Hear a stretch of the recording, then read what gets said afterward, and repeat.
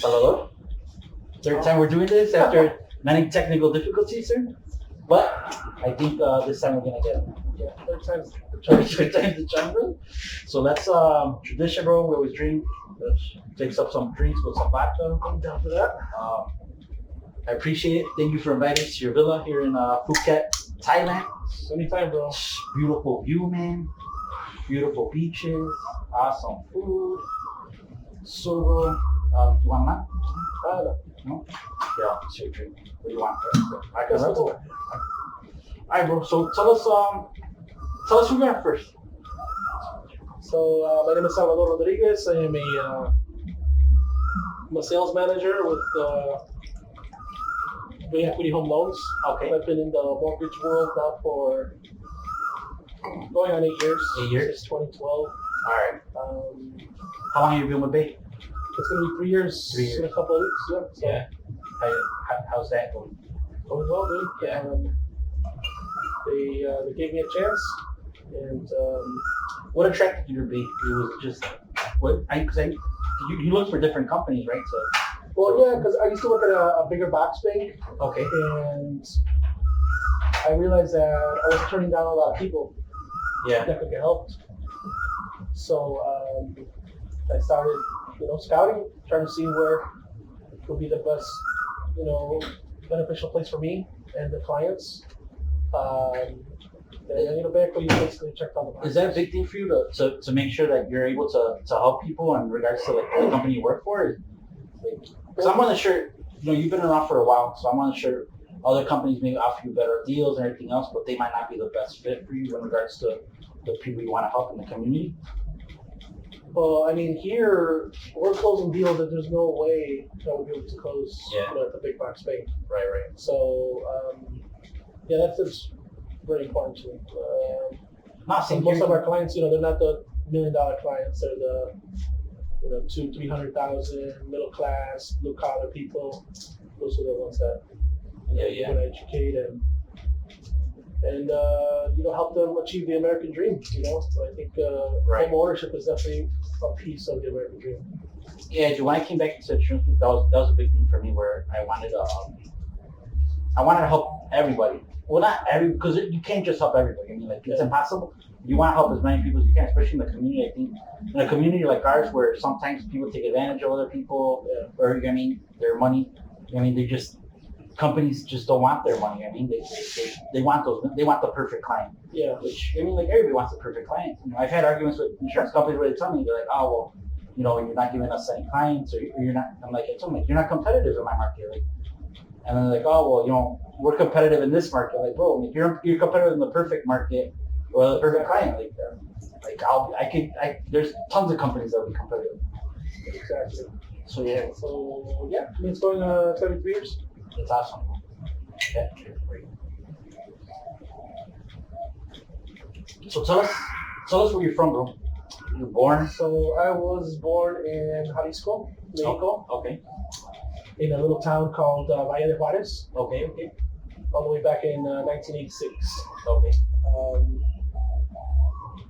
You really haven't been back there. No. It's been probably 20 years. Yeah.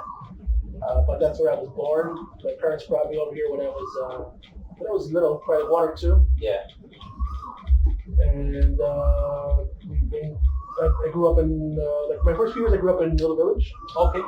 Like Sawyer, 26. Yeah.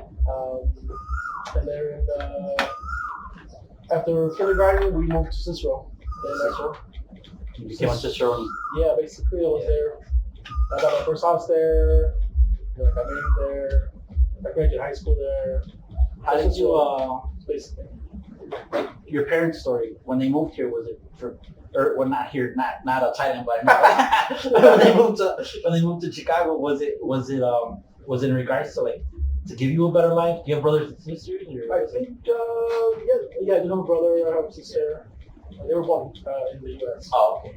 I think they felt like there was more opportunity, right? The USA is the land of opportunity. I think they wanted to come to the U.S. just to give me and my siblings a better opportunity. Right. Give us a better chance at life. Yeah. And What did they do in Mexico? Do you remember? Or did you ever ask them? Or? Well, now they came super young, so my dad started going to Chicago on and off when he was like in his teens, like 14, 15. Oh wow. Yeah, Yeah. my dad the same. He was really young. Yeah, he started working in construction, started saving up some money, and then he brought me and my mom over. Mhm. And yeah, he was in construction for like 30 years. He already retired. Yeah. What did you do for construction? Was he concrete He or was like a laborer. a labor? Yeah. Yeah. Yeah. Did you do concrete? I don't know. The country. Well, that's what the laborers. I'm asking because my dad. That's what he did. He did it for 30 years. Like knock down stuff. Oh, he was demolition. Yeah, there you go. Yeah. I should ask my dad. I know. But back then it was a small community, but like Latinos. Yeah. Everybody It was hard did to get into the union. You know, if you had a Yeah, union job, you were like set. Yeah, and then back then it was easy to get into the union. Like someone would vouch for you. Like, Oh yeah. you were in. So yeah, that was. Yeah, so that was. I may have been in Cicero. Yeah. How was it growing up in Cicero? Was there a lot of Latinos when you were growing up? I would say so. Yeah. Yeah. So you grew up like 90%. So you were yeah. We had it taken over already, Cicero. Yeah. So, Yeah.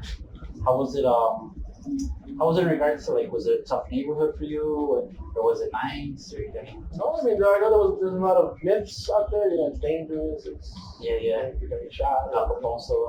Yeah, you're gonna be in a gang there. Yeah. No, I mean, I pretty much stay out of trouble. Like, Yeah. What were your hobbies in high school? Did you have sports or? hobbies in high school. I started working really young. Yeah. That's what I started doing. Where did you work? My first job was a stock boy at a liquor store. At a liquor store. Yeah, making pricing stuff and Yeah. your beer. How old were you? Skull. How old were you? When? I was like 14, 15. How did you get that job? My friend would be Yeah. the owner. Oh yeah. Yeah, and it was cash money, $5 an hour. Was it a summer job or was it like after school? Or? It was after school, Yeah. and then on weekends too, like morning to Did you ever sneak a drink a beer in the cooler? No. My brother used to work at a liquor store. Once in a while, they would do that. No. No. And then how long did you work there? Oh, not long. Maybe 6 months or so. Yeah. Nothing crazy. And then after that, so that was in high school, and then Yeah, then my main job in high school was McDonald's. McDonald's. You worked at McDonald's? Yeah. How long? How long was that? this? Senior year before. Senior year basically before I graduated high school. Yeah. How long were you at McDonald's? Senior year. Basically. Also, just senior year of Yeah. high school. What did you do at McDonald's? I did the drive-through. Drive-through. Mainly the drive-through. Yeah. That was pretty cool. Yeah. Did they start you off right away in the drive-through, or? Basically, Yeah. because they needed someone that spoke English, Spanish, and know how to like work the monitors and stuff. Uh huh.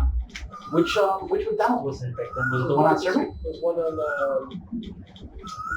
Cermak and Central. Yeah. How was it working there? Like, did you learn anything that you to this day you still use? Not something that I learned there, but I remember one time a client came through and he gave me like his inspirational story. He was like, because I guess if you work at McDonald's, you think that They want to inspire you. yeah. He said, hey man, I used to be in your position. I used to work at McDonald's too, and now I have he was telling me a story. Now I have a good job. I have a couple cars. Really? Yeah. It was through the drive-through. Yeah, the guy was No way. And he was like, just keep your head up, keep going, keep grinding, and you'll be okay. But Yeah. at that time I was 18. I didn't, I know that wasn't going to be my career, but Yeah. people that sticks out to me a lot. The guy. Oh wow. ¿Era latino? ¿Era güero? ¿Era morenito? He was African American. African American. Yeah. That's pretty cool, dude. That's a cool story. Yeah, And then after that, you told my quit or what? You told the kids at McDonald's, like, I'm out of here. No, then after that, I got into UIC, and then I got a job working at the pavilion. Setting up events at the stadium, kind of. You were going at South High School. You went to UIC. Yeah, that's where I went to for college. Did you apply there? Or Yeah. that was your goal. Yeah, because it was I couldn't afford not UIC, U of I, Yeah. or U of C. Uh-huh. So UIC seemed like the perfect in between, right? Yeah. 4-year university or whatever. But Right. I started at the pavilion. I worked there for like 2 or 3 years. Yeah. I had a lot of good people there. Had a lot of fun. How did you like UIC? It was fine. The thing for me is I couldn't afford to like live there, so I had to commute every day. Okay. Take the train or park there. Yeah. I feel like I kind of missed out on the college experience by commuting every day. Like community every day? Yeah. Yeah, I can see that.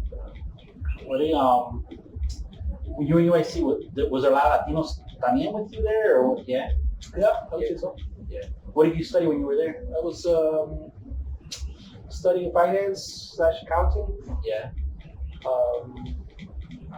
But it didn't really last long. Like a year and a half in, I kind of knew that college wasn't really for me. Yeah. You know, I was gonna take my dad's advice and start working. You know. Did your parents emphasize education a lot, or was it just something that you were going through the steps? Well, you either have to have a job or have to go to school. Those are the options. Yeah. You know, tried the school route, then it just wasn't really for me. Yeah. So I started working. You know, got into the cell phone world. Before we get to that, how do you think? So you do good for yourself, bro. You're a smart guy. Everything else. How important do you think education is in regards to just in general for people like let's say your kids? Would you tell them that education is important, or would you tell them, follow my footsteps? I would tell them to just find something you like and dedicate all your time to that. Okay. Because if you find something you like and become good at it, you'll be fine. You'll make a living, and that's what I did. Yeah. Obviously, if you want to be a doctor or a lawyer, you probably want to go to school. Hey, bro, one of those switches is this little light. Can you switch it? Those three that are right there. Maybe click on that one. Click on the other one. That one, and then turn off the other one, please. Thank you. I appreciate it. It's the so my bad. So you were saying you would tell your kids to just Follow your dream. If you want to be an astronaut, then find how to what's the fastest and best way. Yeah. If you want to be a business owner, you have to grind. You have to give it your all. I mean, whatever you decide, just give it all. Give it your all. And there's hard work can take you very far, no matter what you decide to do. I think so too, yeah, bro. Because like I see I think hard work trumps talent. Yeah, exactly.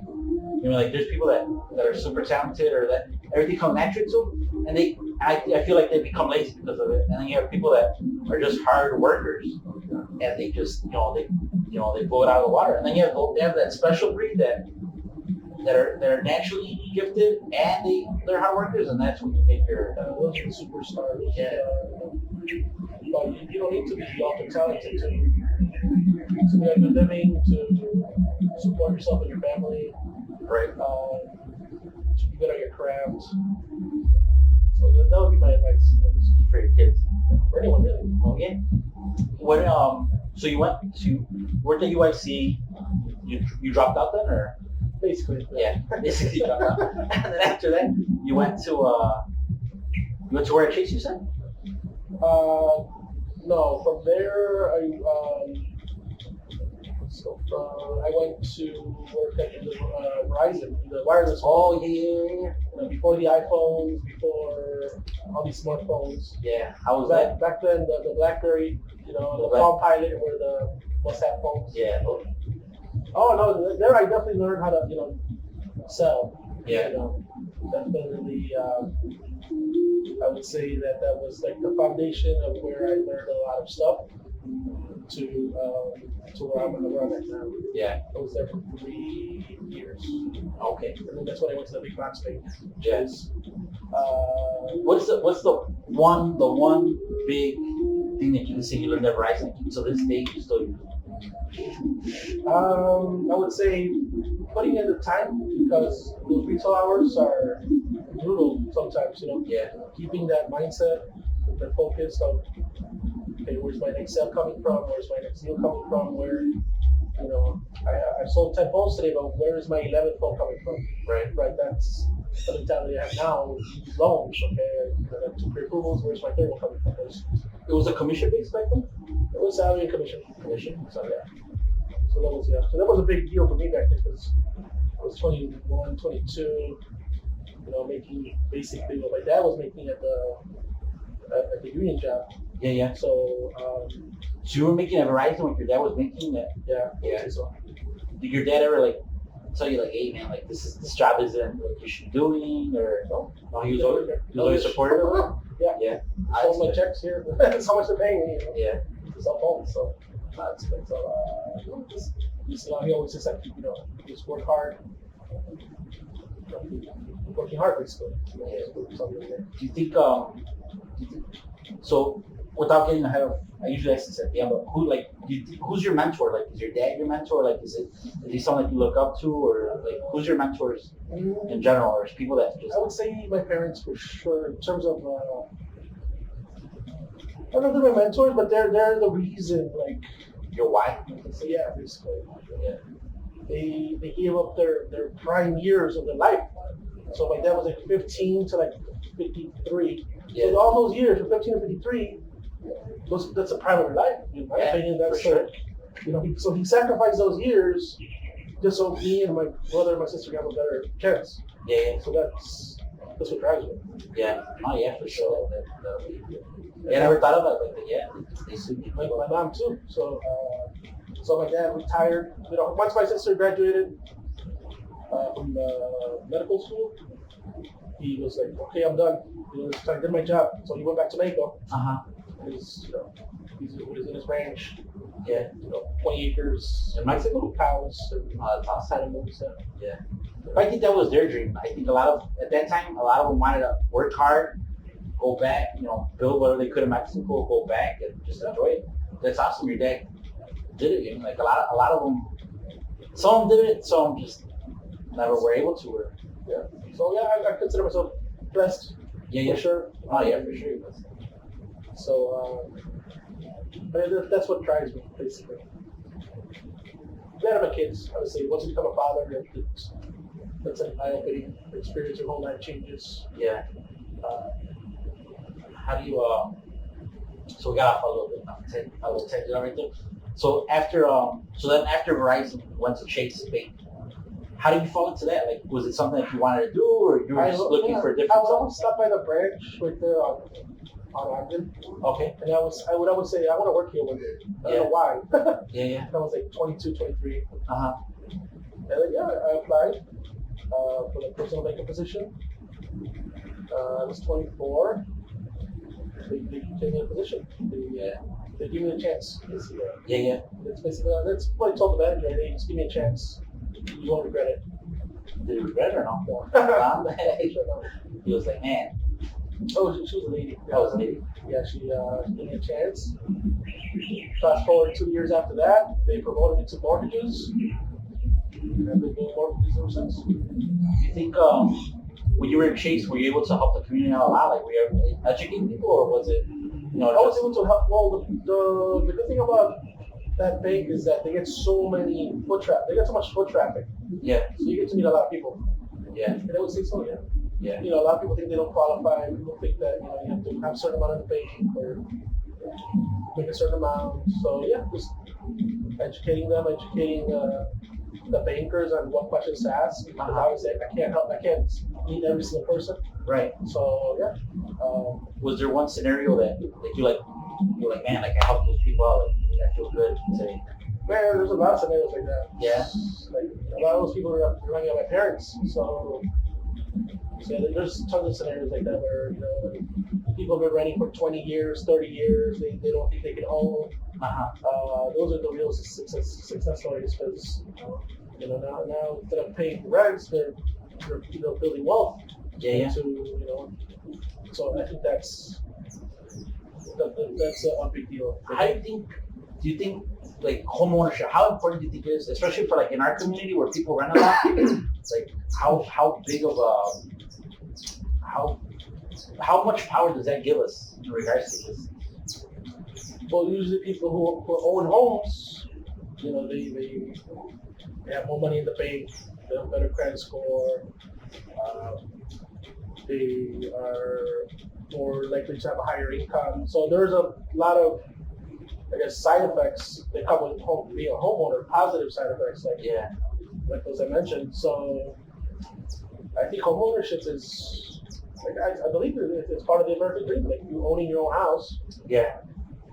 That's definitely one of the pillars of the American dream. Yeah, it's one of the steps you have to take, right? To I guess, get to that level where everybody wants to be in. So in Chase, after you did that, after you became a mortgage officer, how many years did you do that for? Over there? Mortgages, they were there for 5 years. Yeah. Yeah. And then for 4 or 5 years, yeah. And then an opportunity came up at the bank. Yeah. It was something I really couldn't turn down. It was a risky move, I would say, but Yeah. so far so good. So far, so you don't regret it. So, how do you any stories at Verizon or at Chase, like the McDonald's one, where someone inspired you? Yeah. At Chase. Well, I mean, I would get inspired by the people that would come in to apply, Yeah. especially the Hispanic clients. They would just make you try that much harder. Like I said, they remind me of my parents, and that's where I got a lot of motivation. I'm like, okay, I need to get people to a home. People have been renting. It's time for them to start creating wealth. Yeah. Real estate is one of them. All right, folks. We had another technical difficulty. Of course, we recorded probably fucking the greatest podcast ever, and we drank already like half a bottle of vodka. So, greatest podcast never heard. The podcast never heard, exactly, bro. But now we have a professional technician on it, so he's gonna keep an eye on it for us, and we should be good. So we stopped where you had left. You had left Chase Bank, and you had gone to Bay Equity. Okay. And you were talking about the importance of real estate in general, and how it empowers the community and empowers everybody. Yeah, I mean, like I was saying, real estate is one of the ways that you can literally make millions of dollars without. Can you hear us, brother? No. Oh, he can't hear us, but it's recorded. Okay. So now, we're done. We're fine. That's weird. You could just take the headphones off. You could just take the headphones off. No, but not yet. So you were saying about real estate? I apologize. No, like I was saying, the real estate is one of the best ways to build wealth. Yeah. You don't have to have a college degree. You don't have to be a master scientist. You could literally build a foundation for the rest of your life with real estate. Yeah. And that's why I want to educate people on it. I want to let them know that, with real estate you can build wealth. And with wealth, that's something you can leave onto your next generation, your kids, your grandkids. So that's something that as us professionals that we should be doing. Yeah. In all areas, realtors, loan officers, insurance people, educating everyone, not just our Hispanics. I met if you remember, you haven't met this guy, bro. He's awesome. His name is Alex. I forget his last name. He's from California. He's a loan officer. He used to work for Guarantee Rate. Okay. And I met him. Alex and Eddie. Yeah, Alex and Eddie. So shout out to Alex and Eddie. So I have met them. These guys, when I started, I met them through our Eddie over here in Chicago, and yeah, like Alex was telling me, they have a whole different outlook in regards to just real estate and just empowering the community and everything else. I feel it's because in California, they're 3-4 generations into being Latinos. Yeah. Here in Chicago, we're into 2 generations of Latinos. I mean, so it's a totally different outlook. But I mean, like they were talking about that, like, dude, like, you know, like we gotta help our community, we gotta empower our community, we gotta help them real estate, help them understand everything, and basically that's gonna empower all of us in regards to just as a people. You mean, and help help help us. You mean? Yeah, no, definitely. That's every time they post something, on Facebook, it's an inspirational type of thing, and it makes you want to do better over here, at home. Yeah, no, for sure. But yeah, real estate is definitely still one of the paths you can take to achieve financial freedom. Really. Yeah. So you think that I have no idea where we stopped at with the other one, but you think like in regards to like the equity, do you think that helped you out a lot? Where like you see that where you're like, man, like I really want to help the community now, or I'm going to be able to help them now with the equity. I'm able to help more people. Yeah. I don't have to wait. We don't have to wait for them to work on certain things. We can help them right now, and that's a big deal, right? The way the market is, everything just prices keep going up. Yeah. So why not help someone right now? Right. With the rates are low, have them give them the maximum buying power, and be able to help as many people as possible. That's one thing that we have been able to do. Do you think again, I don't know if we're being repetitive with it, but do you think now that you're obeying everything else, I forgot what I was going with it. Like, do you think it was you want to help more people, all right? That's one thing. But my thing is that something that like motivates you, that you can see where you're like, man, like I'm helping all these people out. I'm able to help more people out. You see scenarios where people were turned away with all these big companies and everything else. Like either their credit wasn't the greatest, and now you're able to help coach them and tell them. Where I'm more than sure they go to all these other big banks or all these stores and they tell them, like, you gotta qualify. That's it. You just forget about it. They turn them away. Yeah, a lot of people that come see me it's like a second opinion. Hey, I went to this big box bank last week. They told me no.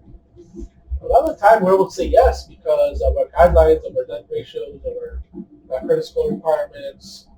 But even if we can't help them right now, I give them a game plan as to, okay, I can't qualify you right now, but I know that if you work on these items, I'm going to be able to get you into a home.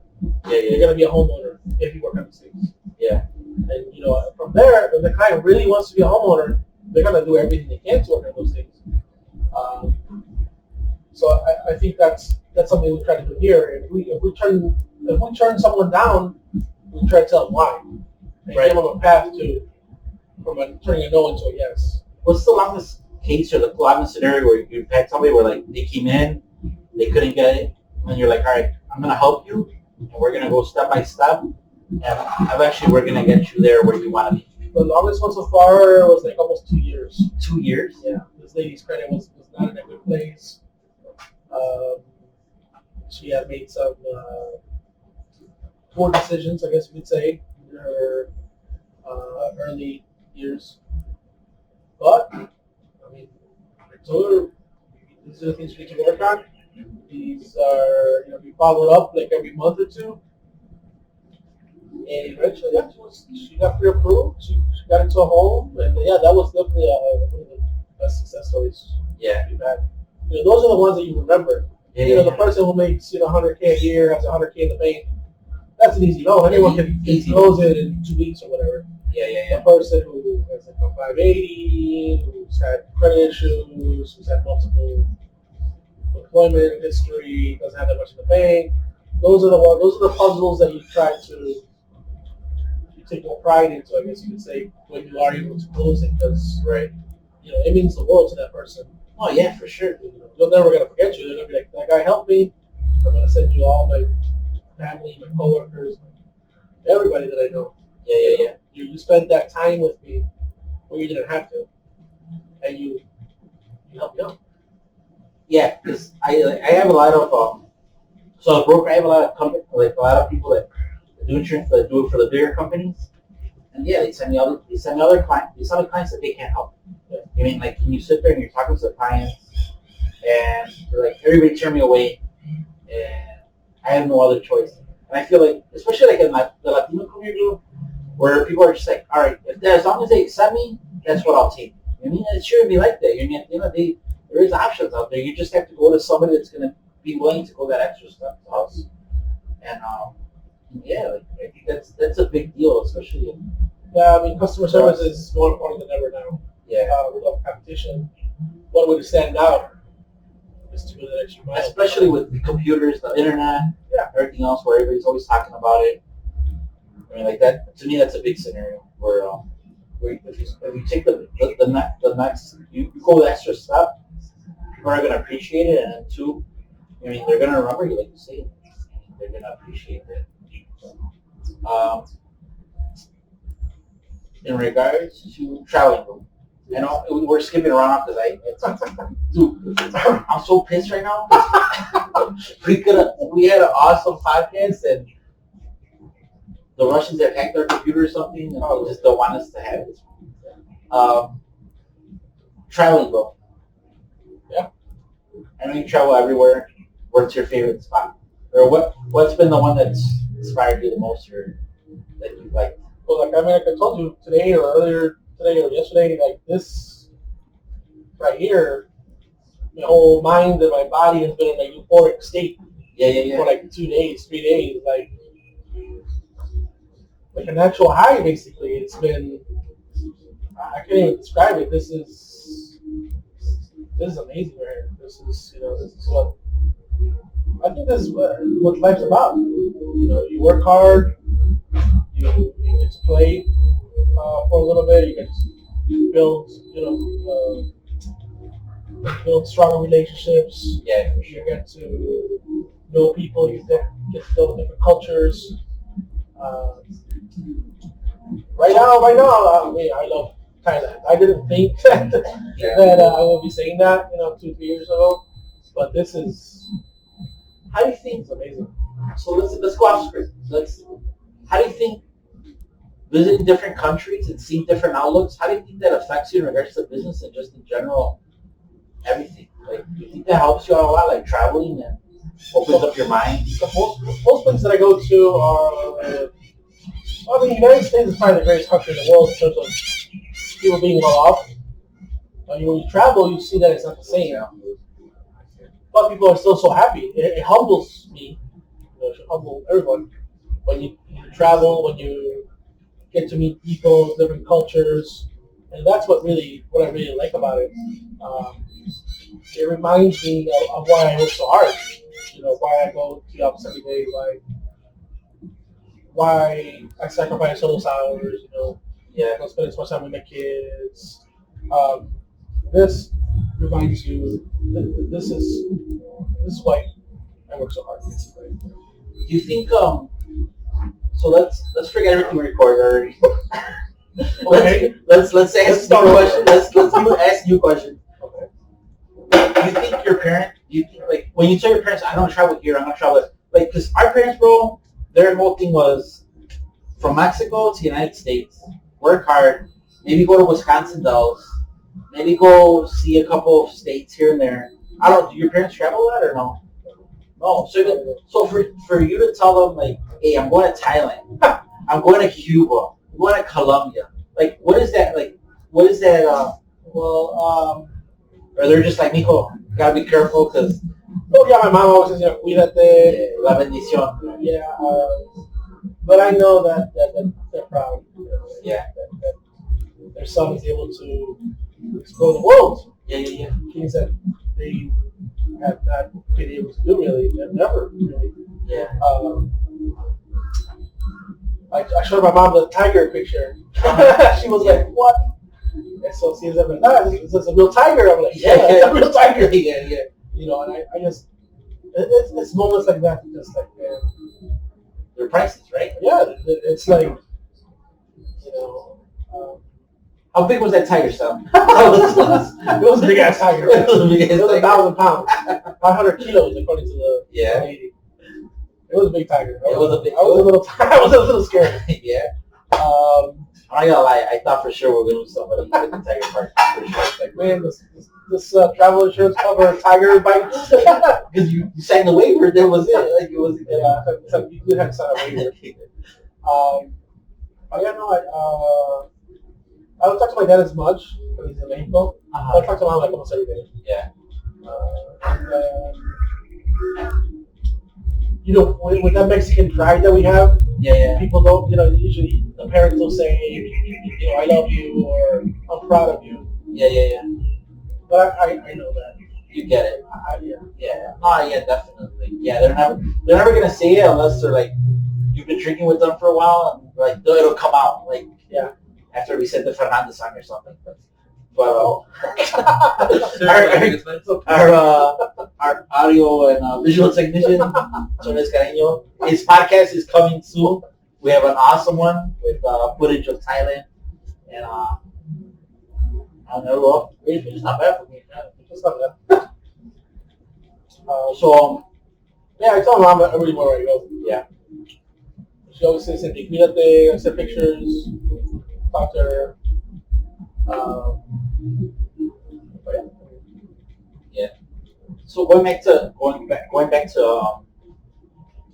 the equity and loans and everything else, how's it been these last 3 years? Like, they've been very challenging, I would say. yeah. They've been rewarding. They've been challenging, stressful. But I mean, that comes with. That's the nature of the beast. You're going to have all those things. You're going to have ups and downs, basically. I really wouldn't change anything. Maybe besides you work harder. That's something I can always do. But How do you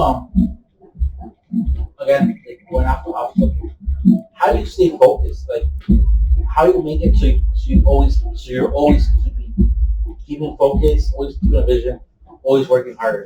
Because sometimes I know, like, you get burnt down, you're like, man, like, I'm just done for the day, or I'm done for the week or the month. Like, how do you keep sane?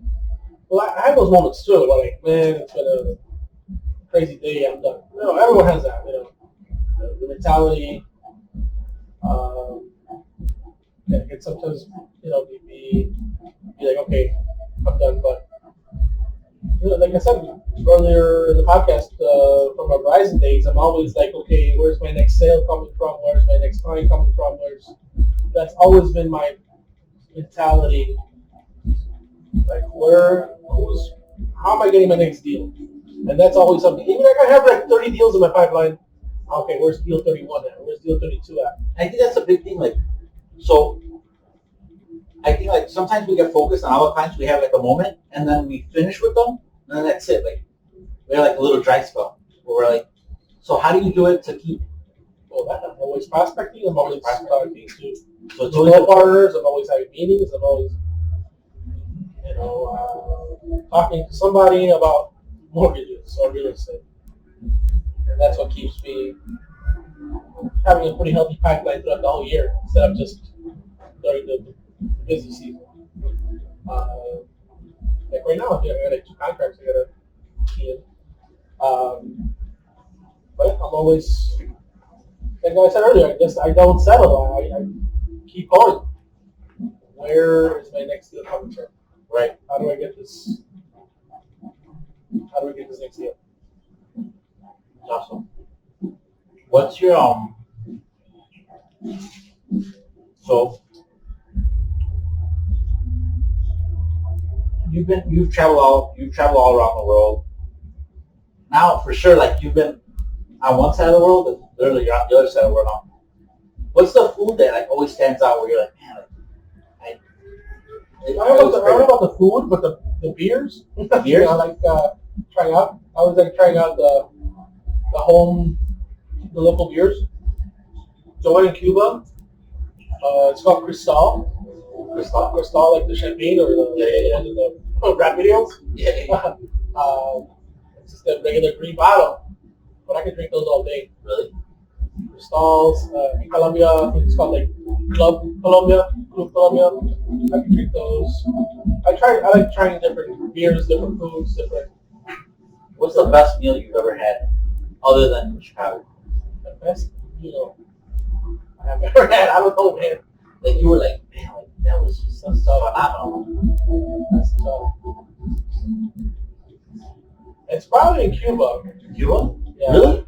I mean, in terms of like, we just had so much food, so many dishes, so many, Well, what was it in Cuba? What was the dish? it was just a bunch of different types of chicken. There was some rice. The rice over there. So I've heard about this rice. Oh, rice. I've heard about the rice is the best rice in the world. Really? Yes. What is it like? I don't know how to describe it. Honestly, like The rice is like unbelievable. I'm not sure if Cuba's a phenomenal island or anything else, but I just want to go check out the rice. Yeah. Yeah. It's because It's it's rice. worth just the rice. It's rice pilaf, right? Yeah. What But is the way it? they make it, I don't know, man. Yeah. I don't know. You You know know what? a bowl of it every day. It's so good. I think when it comes to cooking, the simplest stuff is always the most delicious. And it's probably that. Their ingredients are so But like simple. 4 things like the lady told us. I forgot what it was. Rice and I'm gonna go. butter and some other 2 other things. Really? And they have to like put it in the pot for like 6 hours or something. Well, that might be it. Just cooking. Yeah. But yeah, I mean, the one that stands out right now is Cuba, Colombia too. Usually I go with like 2, 3, 4 people. We just order a bunch of food and we just try each other's food. How important do you think it is to try different? Like, so I travel with a lot of people, and I have some people that don't want to try food, other people that they just want pizza. How important do you think it is to just try different foods as a I traveler? would just try it once at least. Like here the prawns, a big shrimp. Yeah. I never thought I would try that. Really? Yeah, I never. These look delicious. Why would you never try them? But I never thought in my mind. Oh yeah. Like back home, I'm like, oh, let me try this shrimp. Yeah. These are delicious. It's phenomenal. Yeah. I think it's important to learn about all to learn about different cultures, the different people. Back home we're stuck in our own bubble. Yeah. In the U.S. But there's literally like 6 billion other people in the world, 7 billion people in the world outside of the U.S. that live differently, and I think it's important to just see how other people live. Do you think that helps you out in business in regards to just learning new outlooks and learning from different cultures? Like, I believe like traveling around the world, eventually in the future, it'll help me out because eventually we're gonna have to leave our bubble of the Latino market. We're gonna have to if we really wanna grow and get to the next level.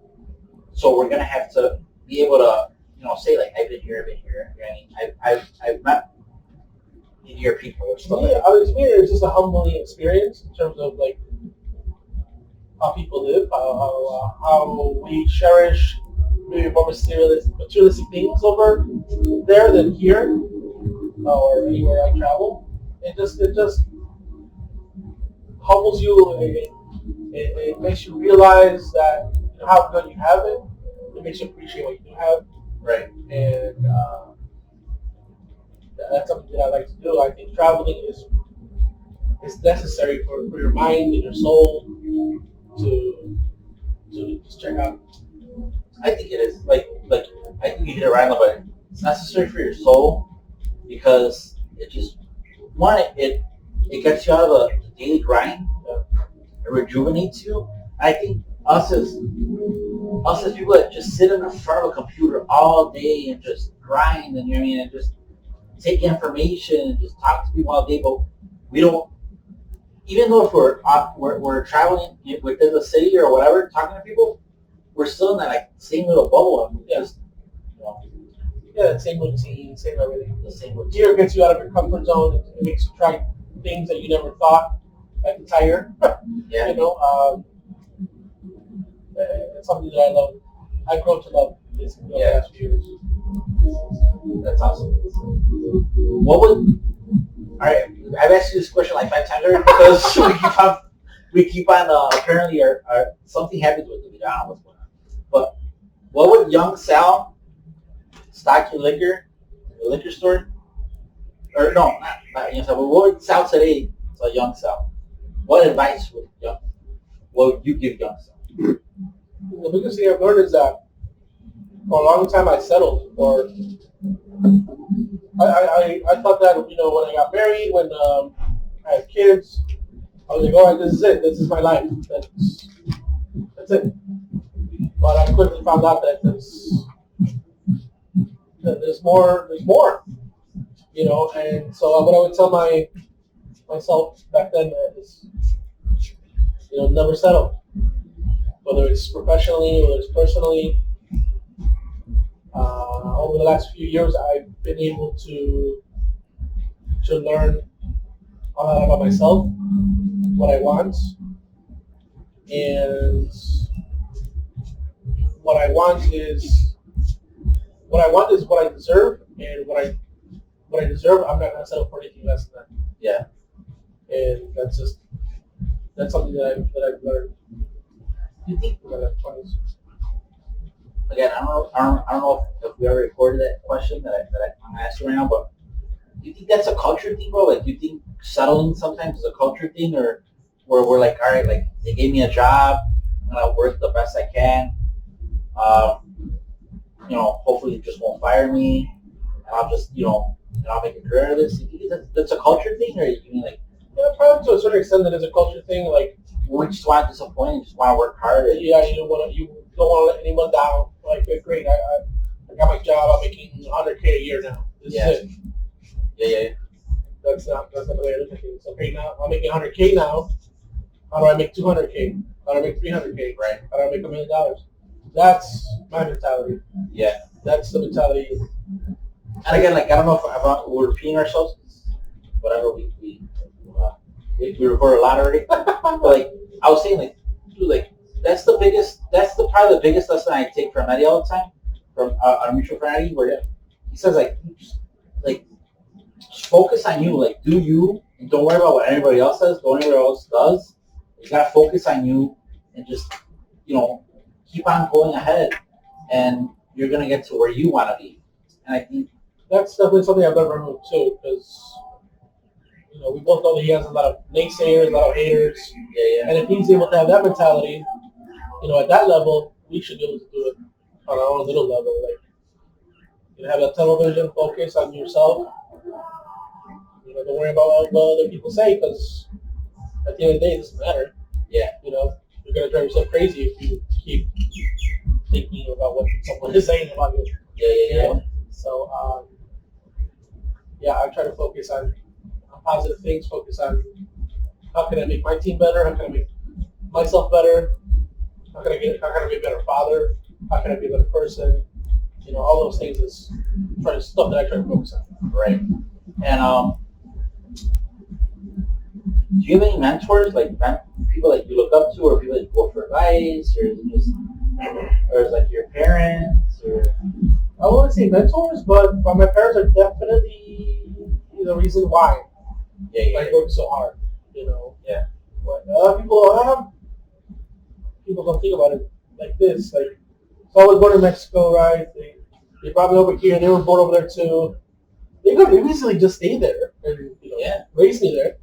But they were like, no, we want our son and our other kids to have a better chance. Yeah. So my dad came here when I was like 14, 15, all the way to when I was like 50, 53. So that's your life. That's your prime. So he sacrificed those years just so I could have a better chance. There's no guarantee, right? There's no guarantee. I could have been in jail. I could have been a gangbanger. There's just no chance. There's no guarantee that I would have been okay. But he took that risk. He took that chance. So did my mom, and that's why it was so hard. There's nothing literally that I can do to pay them back for all those years. Oh, right? That's like us saying, all right, I'm gonna leave Chicago. I'm gonna go to another country. You don't know the language. You have no money in your pocket, and you're gonna be like, all you know is that your kids might have a better chance. That's all you know. Yeah. And that's That's gangster, bro. That's I can never repay that. To this day, like I do think about it a lot, and I'm like, man, like I don't know if I'll be honest, like no, like I wouldn't have the courage to do that. No, for sure, right? Like they're a whole different breed, like exactly. Yeah, so sure. that's not my mentors per se, but that's what drives me. Yeah, it's for sure motivation. If that's not motivation for you, I don't know. So, we drink our bottle of vodka, and I wish the first part that we got half of it. I wish the other part was a really good part, but I think we did our. Yeah, I think so. I think so too. But so I appreciate. Thank you for taking time out of your vacation to film a podcast with me, bro. And dude, hopefully 2020 is gonna be huge. For sure. Keep grinding, bro. You're the humble.